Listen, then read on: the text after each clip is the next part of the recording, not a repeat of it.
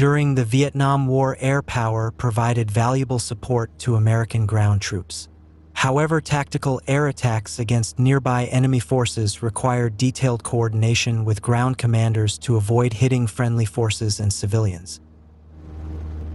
For this purpose, the Air Force used forward air controllers, abbreviation FAC, small aircraft that maintained radio contact with ground troops and attacking aircraft and accurately directed air attacks. Visual reconnaissance formed the core FAC mission in South Vietnam, and they flew light aircraft slowly over the rough terrain at low altitude to maintain constant aerial surveillance. By patrolling the same area regularly, the FACs grew very familiar with the terrain, and they learned to detect any changes such as fresh tire tracks that could indicate enemy forces hiding below.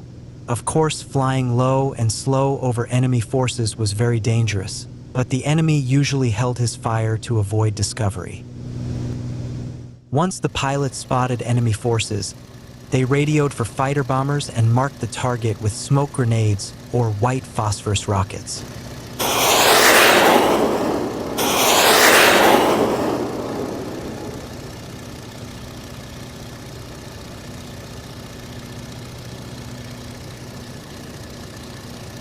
After directing the fighter bombers' attacks, FAC aircraft would fly low over the target to assess the damage, and the surviving communists would then shoot on them with everything they had.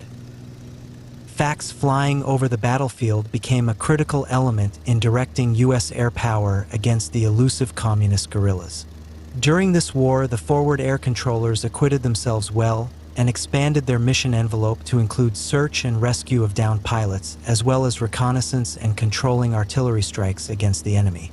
The overall need for FACs would not be completely satisfied until 1969.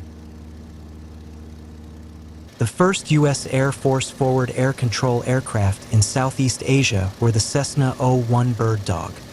The O-1 was a two-seat observation and liaison aircraft developed from the commercial Cessna Model 170 in 1949.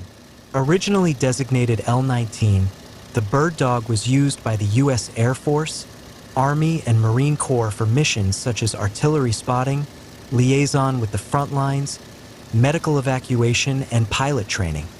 The O-1 was powered by a 213 horsepower Continental O-470 engine. It had a maximum speed of 150 miles per hour and a cruising speed of 115 miles per hour, a range of 530 miles, and a service ceiling of 20,300 feet. Each aircraft carried 3 different radios for coordinating with everyone involved in an airstrike: an FM radio for the ground forces, a UHF radio for the fighter aircraft, and a VHF radio for contact with the Air Force Tactical Air Control Party to coordinate approvals and requests for air support. Although easy to maintain, highly maneuverable, and capable of operating from small airstrips, the O-1 Bird Dog had many shortcomings.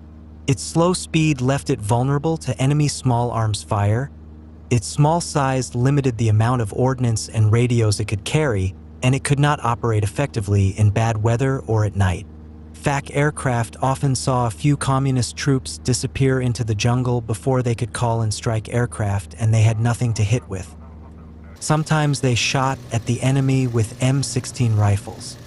All of this led to the O-1 being replaced by the twin-engine O-2 Skymaster and OV-10 Bronco. The O-1 suffered 173 losses, 123 of which were combat losses, with 114 pilots killed. The USAF ordered more than 3,200 bird dogs, most of which were built as L-19 as between 1950 and 1959.